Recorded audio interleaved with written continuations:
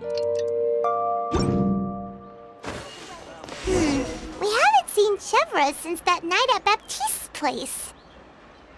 Well, guess there's no point in worrying about it now. Let's go join up with the others.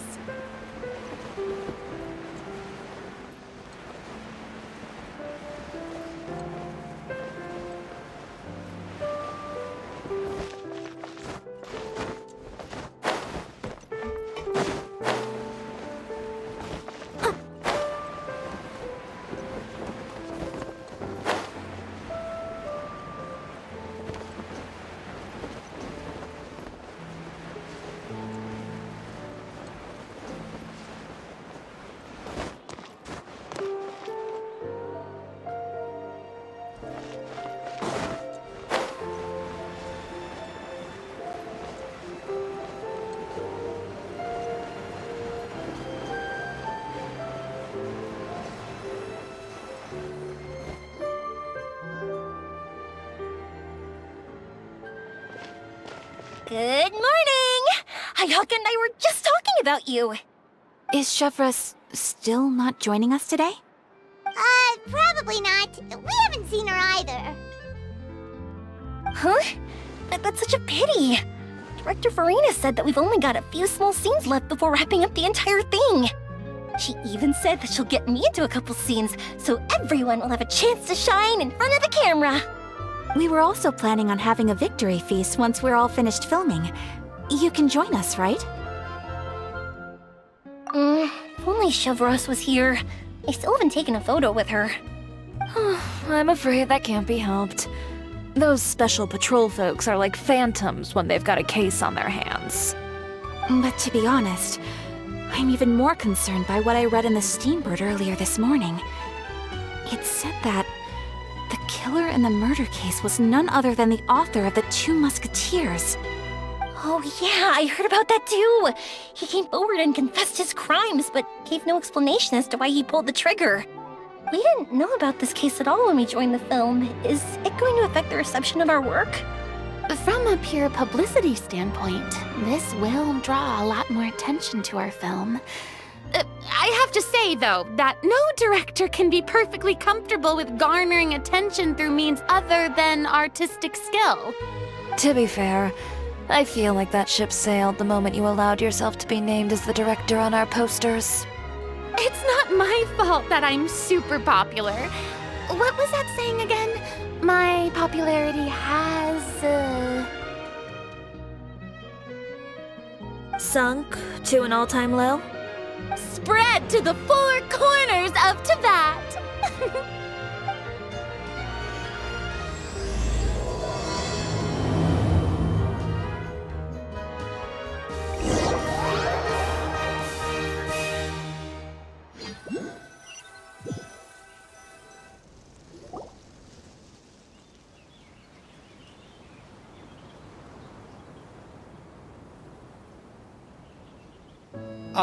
Excuse me, everyone. Xavier! Feels like it's been ages since we last saw you. I've been talking non-stop with the Film Association, and I'm absolutely swamped trying to coordinate the film's marketing. So forgive me for not being around more often, but please believe me when I say that I will make sure everyone's hard work gets the exposure it deserves. Oh, seems like you've been fighting your own battles. Yes, that's one way to put it. Oh, and before we begin the final round of filming, please allow me to finally introduce you to the original investor of our film, Mr. Morris. A pleasure to meet you all. Yes, glad to make your acquaintance, Mr. Morris. We've heard about the issues you've encountered with your financial situation, and genuinely hope that things have taken a turn for the better. Oh, well, the situation has, indeed improved somewhat. Don't worry, Mr. Morris. Accidents and last-minute challenges happen all the time. There's no need to blame yourself over it. The good news is that we're almost done filming now, and I would even say that this is the best story I've ever seen. Is that so? I say that's great news. All right, now that we've gotten all the pleasantries out of the way, let's get this the show on the road. We'll mostly be filming typical people and scenery from the streets today to improve the sense of environmental ambiance in some parts of the film. Oh, and there'll be a cameo for Mr. Kamisato and Miss Yoimiya as well. They'll be used to show outsider perspectives on the fates of the two musketeers. That's right. Ayato should be here any minute. Excellent! Then let's start with the scenery shots. Camera and clapper loader, you're up. Yep, we'll be ready. Remember, all we need are some wide zoom shots of the streets. If you happen to find some particularly lovely patches of flowers and grass, feel free to grab some close-ups of those as well. Ready? Lights! Camera! Action! Okay, now move the camera slowly. Try to focus on that flower. What's wrong? Just adjust the focal length a bit. Something the matter? But wasn't it working fine for all the days before? Veronique, can we try a different camera? No problem. How about this one? All right, let's give it another try. Lights! Camera! Action!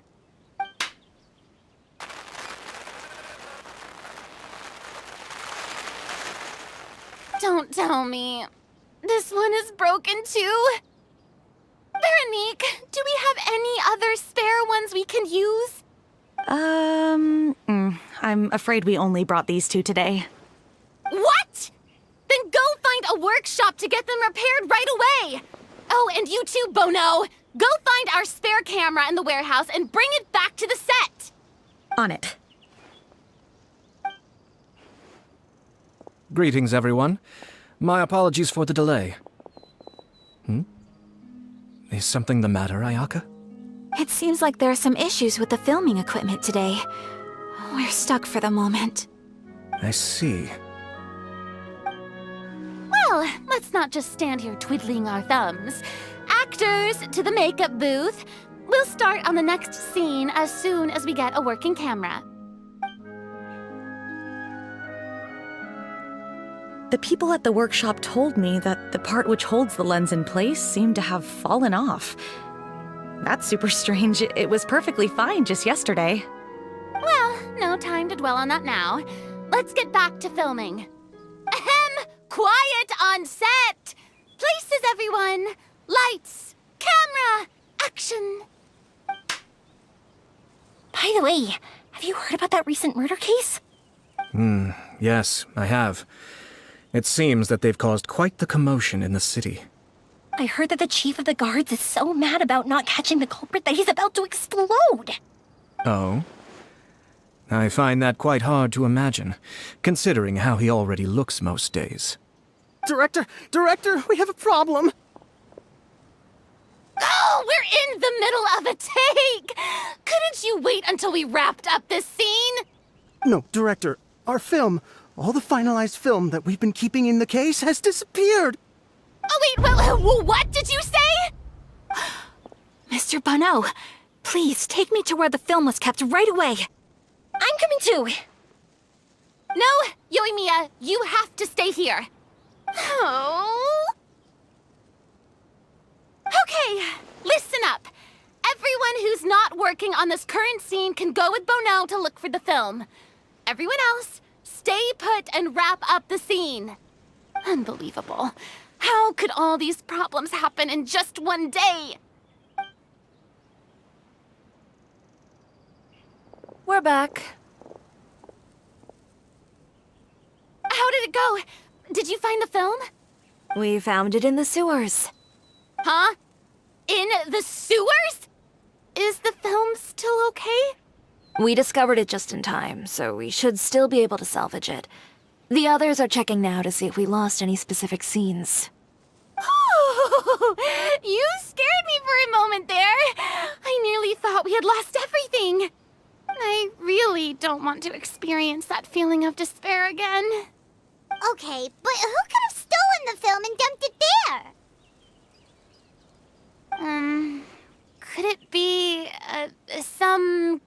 reporters working on other films. But if they wanted to harass us, why wait until the last day? Okay, we don't have time to really look into it right now. Let's strike while the iron is still hot and wrap this thing up once and for all. Yeah, let's finish it.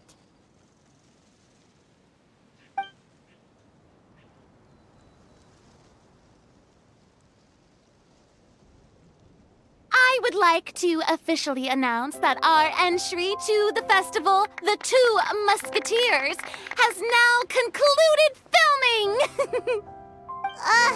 Paimon is spent. It's so late already.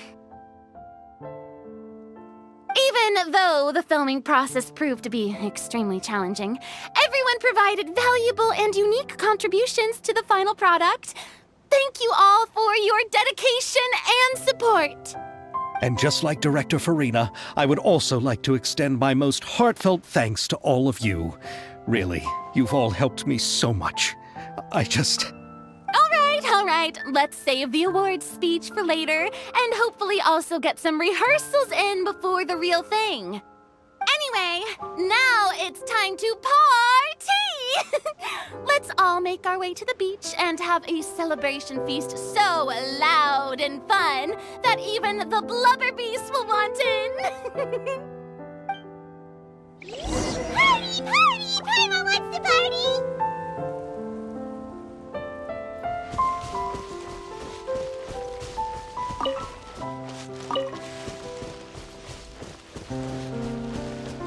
Whoa, this place is hopping. Everyone's finally getting to relax after wrapping up the film. Let's go chat with someone.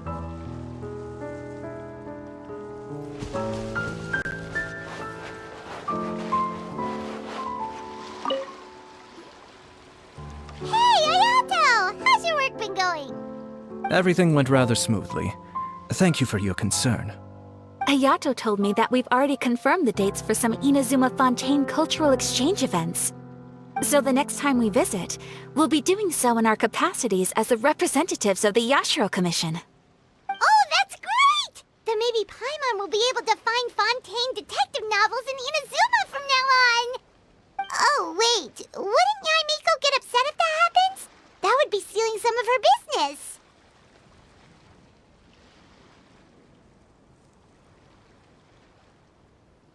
You've got a point. She's always complaining that light novels have become bland and too predictable after all. The cultural exchange won't only feature literatures of both nations, of course. We have also made plans for cross-cultural engagements in the fields of gourmet cuisine, toy making, and artisan craftsmanship. Whoa! Paimon's getting super excited now! When the time comes, be sure to visit and participate in all the events.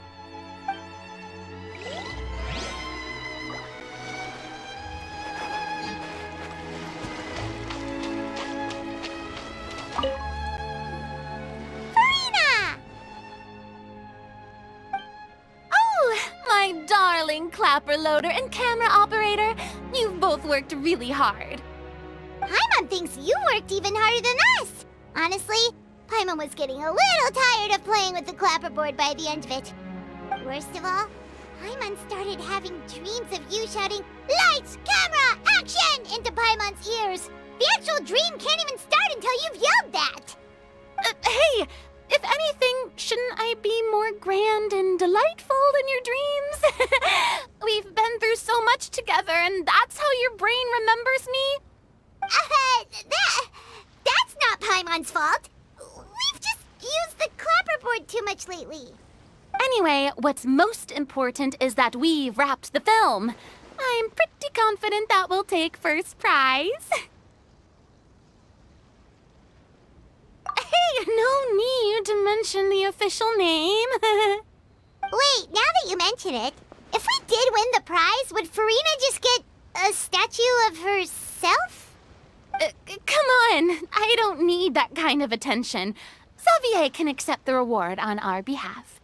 But just imagine! Farina accepting the Farina Award and holding a Farina statue. I'm going back to my dessert now. you all can keep discussing that on your own.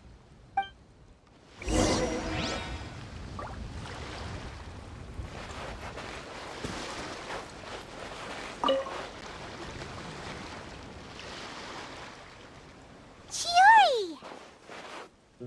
Hey, you two. Are you not really into these kinds of big social occasions? Not particularly. But this is still better than Fontaine Fashion Week. But if this film becomes a big hit, people will definitely come flocking to your shop. Yes, that's highly likely. As long as the film can premiere as planned. Are you still worried about the case? That and all the obstacles we had to face today. You're right. It's as if all our bad luck just manifested at once. But why today of all days? No, it's nothing. We've already delivered the film to the editors, so there should be nothing more to worry about. How are you doing, Mr. Morris? You having a good time? Well, you could say that. Do you happen to know when the party is scheduled to end? Judging by how much fun everyone's having, I'd say probably not until well after midnight. Is there something that you still have to take care of at home, Mr. Morris? Oh, well, I'm just not a late night person, so I might take off shortly. Oh no! Silly me. I almost forgot something super important. Oh, what is it? I prepared a whole batch of fireworks for the party, but I forgot to bring them over from the warehouse. Fireworks, you say? Well, that's, truly a pity. Sorry things didn't go as planned. Could you help me carry them over, Mr. Morris? I won't be able to fetch all of them by myself. Me? Are you sure that you can't find anyone else? I just wanted to make this surprise for everyone. The warehouse isn't far from here. We'll be there in no time. Pretty please, Mr. Morris. These are some of the best fireworks I've ever made. So I also want you to see them before you leave. They're stunning. I promise that they'll be a once-in-a-lifetime experience that you'll never forget. But... It's okay. Just come with me. If we're sneaky enough, nobody else will see us leaving. All right. The warehouse is right over here. I moved the fireworks there in advance, so it shouldn't be too much work bringing them back. It's still a ways away from the party. Sorry about that, Mr. Morris. It's probably because I'm used to carrying fireworks all the time, so it doesn't feel like a lot of work to me.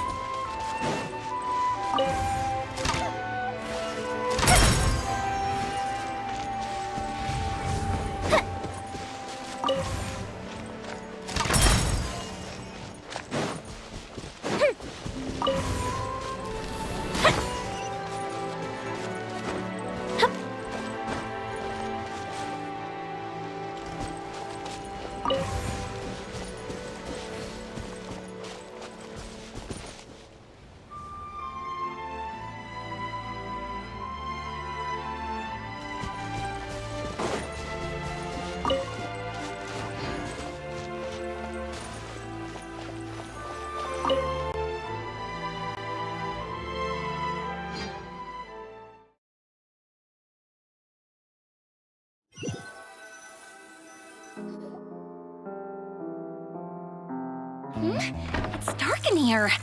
Wait here, Mr. Morris. I think the light switch should be somewhere over here. Why did I have to get roped into this?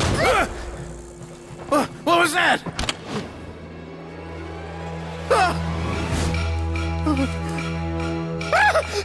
Who's there? Get me out! Get me out of here! Did you really think you'd get away, Morris?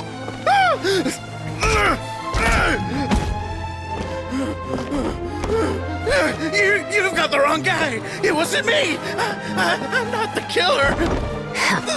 You know, Eliza died a far more heroic death than this.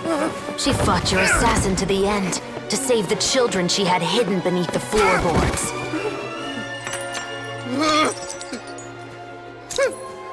That is Eliza's pendant. The one with a photo of you two inside. The one you gave her. Ring any bells? It's a fake! It has to be! There's no way! No way your assassin didn't destroy it, you mean?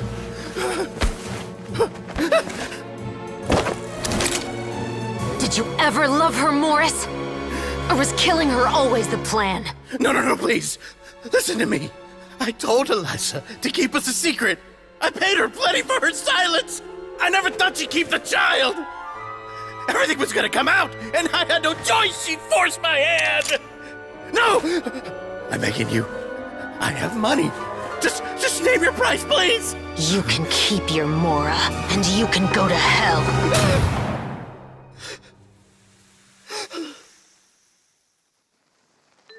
I'm Captain Shovraz of the Special Patrol. Morris, you're under arrest for Eliza's murder. Huh?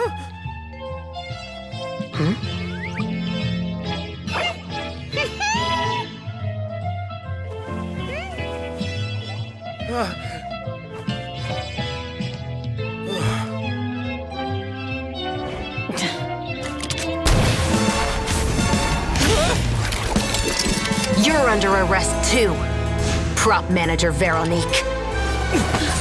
Or perhaps I should call you the Second Musketeer.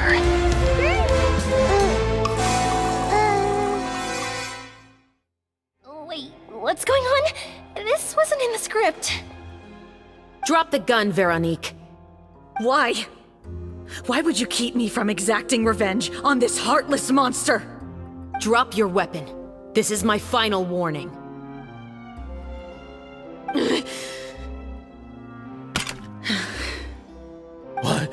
What is going on? Do I have to spell it out for you, Morris? Everything that took place just now was staged to get you to confess the truth. But this last part is all improv, of course.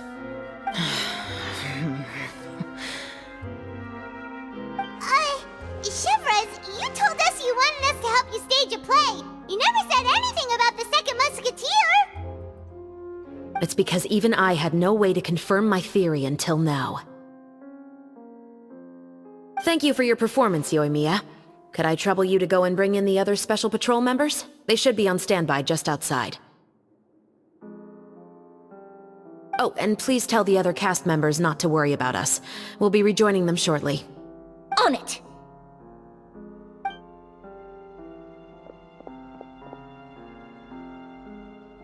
So what do you think, Morris?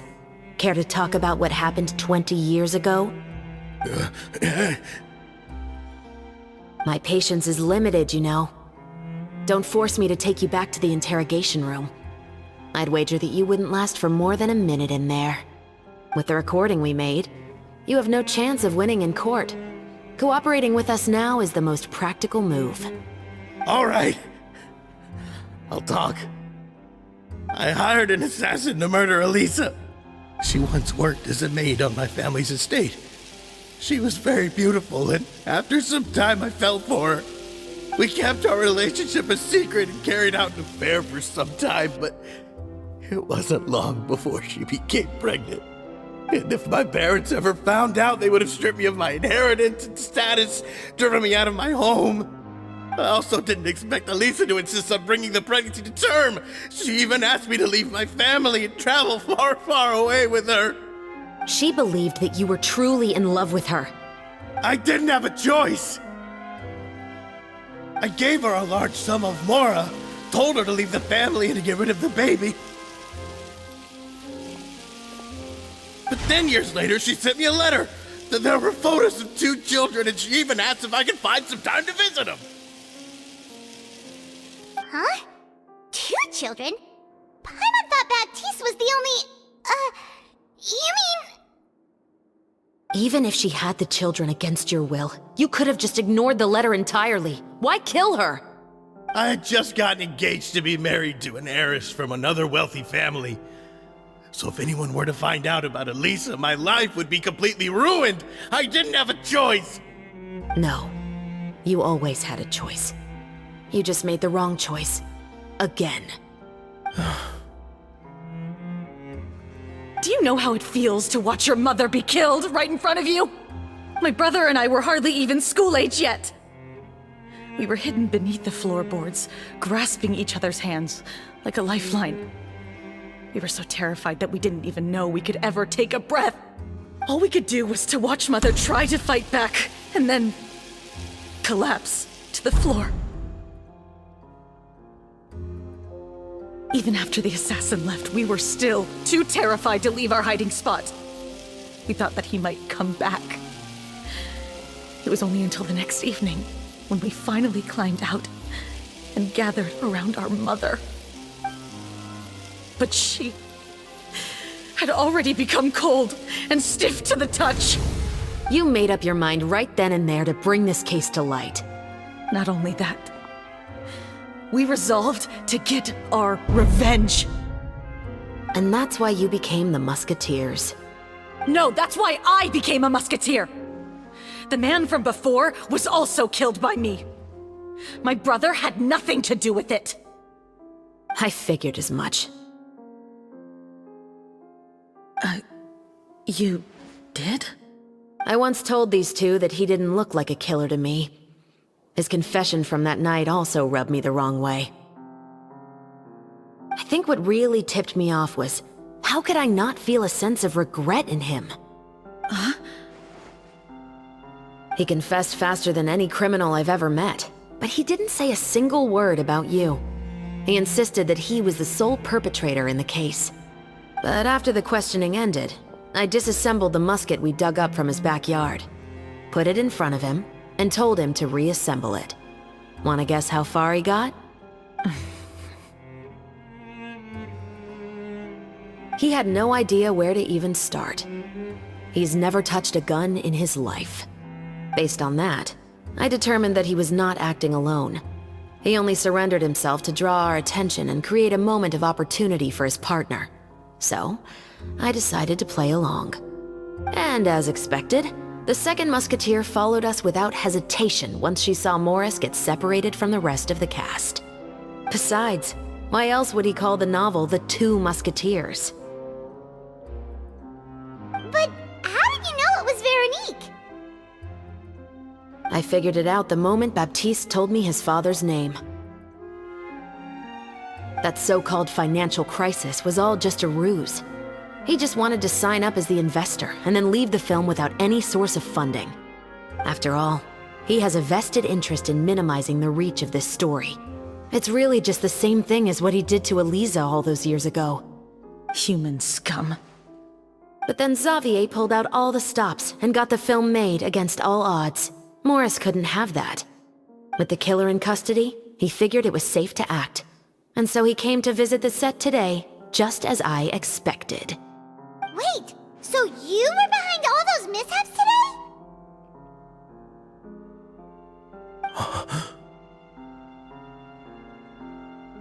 As for the identity of the second musketeer, I assumed they'd probably stay close to Morris and look for an opening. And if they already knew that Morris was the film's investor, then that narrowed the list of potential suspects as well. Furthermore, being the props manager would allow the culprit to avoid scrutiny by purchasing mechanical parts in the name of the crew. With that hypothesis in mind, I went back to check Baptiste's orphanage adoption records.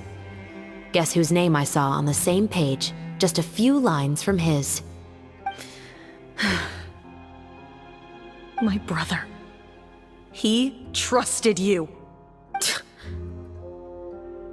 As in, he trusted me to perform the deed on his behalf? He trusted you to stand on the side of justice. I am. I thought you could do it as well. Oh, the look on your face when you told him to go to hell. I really thought you'd put a bullet in his brain. You know what he has done. Are you telling me that you'd rather see him spend the rest of his life living like a king in the fortress of Meripede?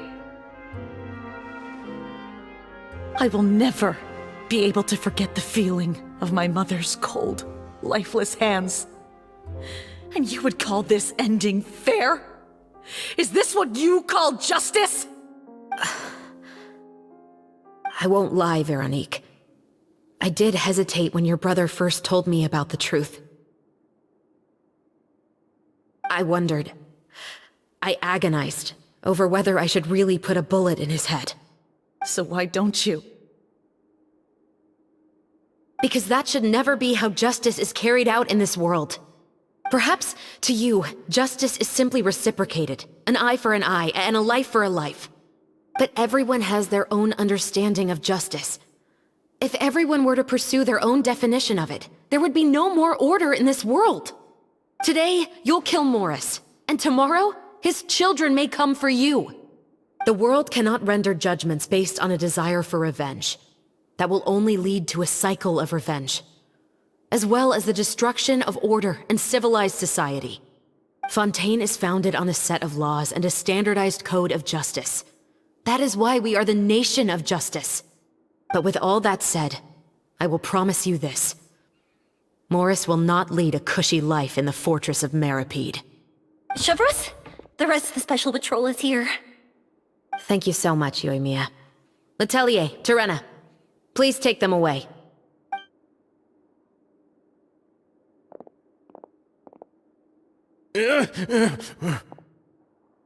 I still can't agree with your reasoning. I know. Justice has not been delivered. At least, not today.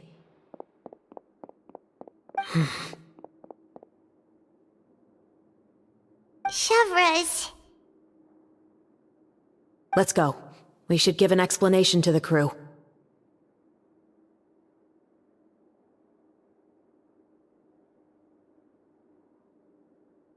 Thank you for your concern. I'm fine. I'm just thinking about the things in life that have driven people to take justice into their own hands.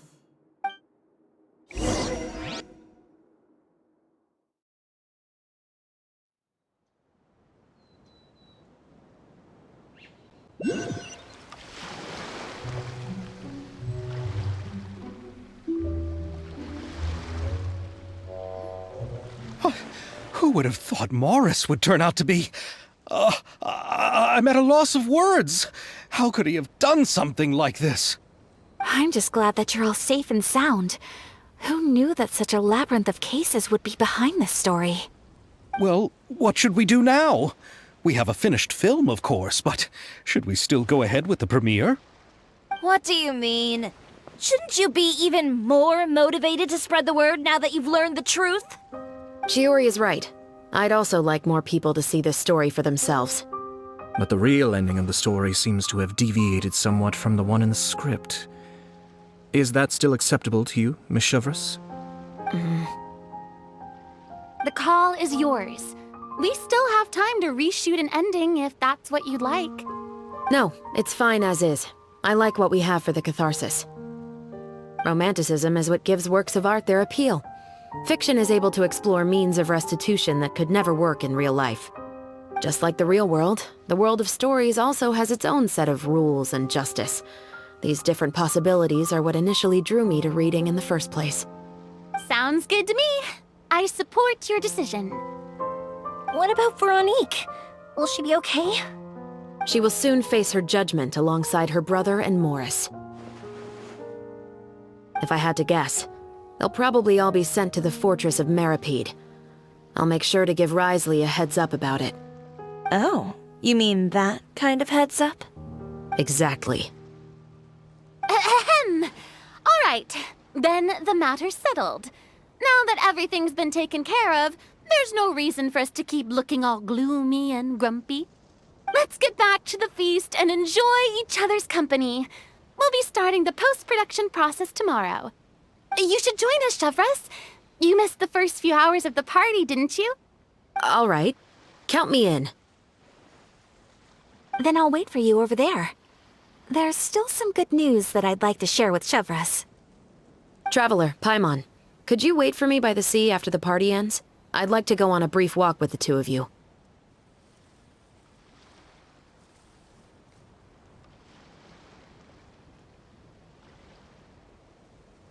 Thank you very much.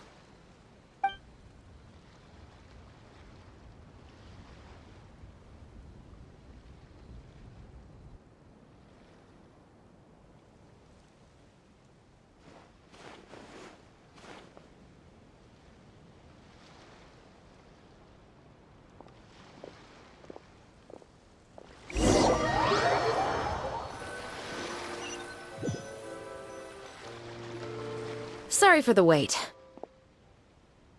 Oh, we weren't waiting long at all. Is there something else you wanted to tell us? No, I don't have anything new to share. I just felt that since you were my investigation partners, I should have another conversation with the two of you.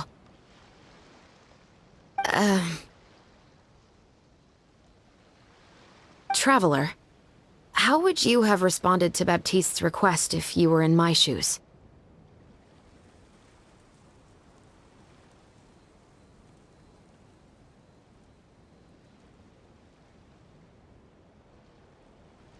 When I was young, my father often took me here to swim. We'd come rain or shine, even when it was freezing cold. He told me that swimming was the best activity to train one's strength of will.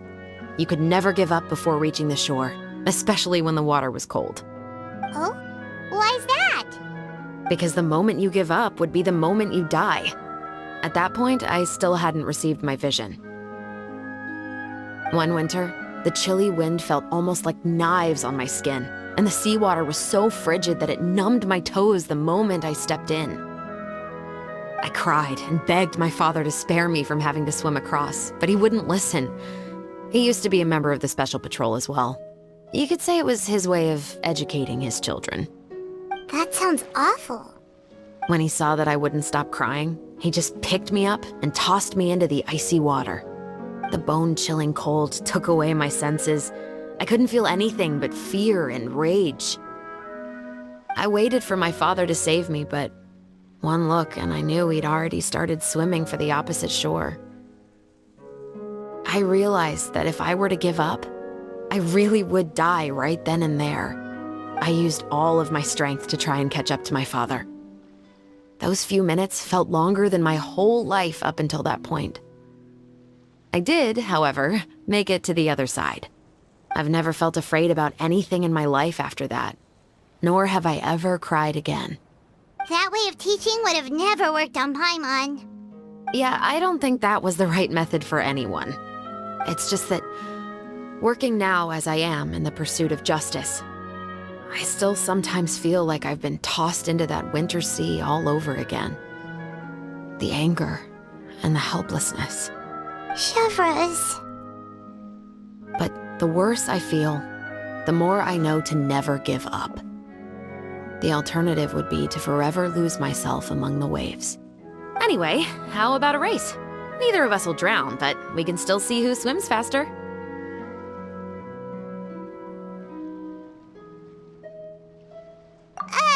You guys go ahead! Paimon will grab the clapperboard to mark the start of the race.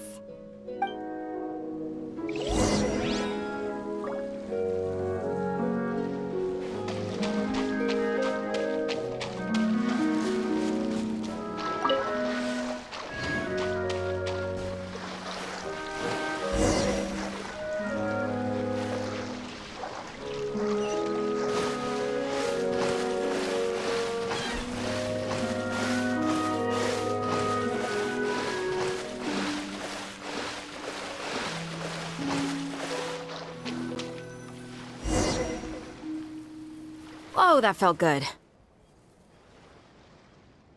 You were so fast in the water, Chevreuse. You were swimming even faster than Paimon can fly. So, about the Special Patrol, did you join because of your dad? Partly, but I'd say I was more inspired by the heroes I read about in stories growing up. Oh, so it's due to your love of stories. Of course, it was only after I joined the Special Patrol that I learned that truth is often stranger than fiction. Come on, let's walk a bit more.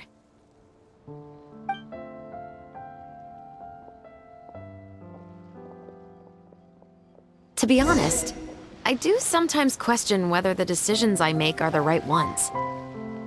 But I know that no matter what, I must keep swimming. Because the only thing I've got my eyes on is the shore in the distance.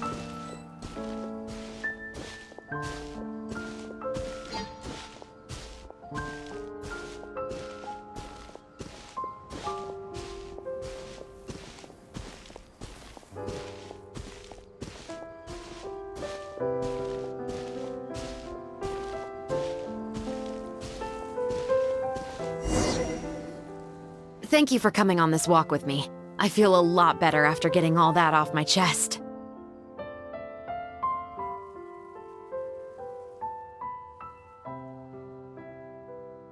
Huh. We're nearly back at Baptiste's house. Huh. You're right. I didn't realize we were so close. He really did plant a lot of flowers. It's just like how he described it in the story. Huh? Wait. Paimon, Traveler, look! The rainbow roses in the garden. They're in full bloom now.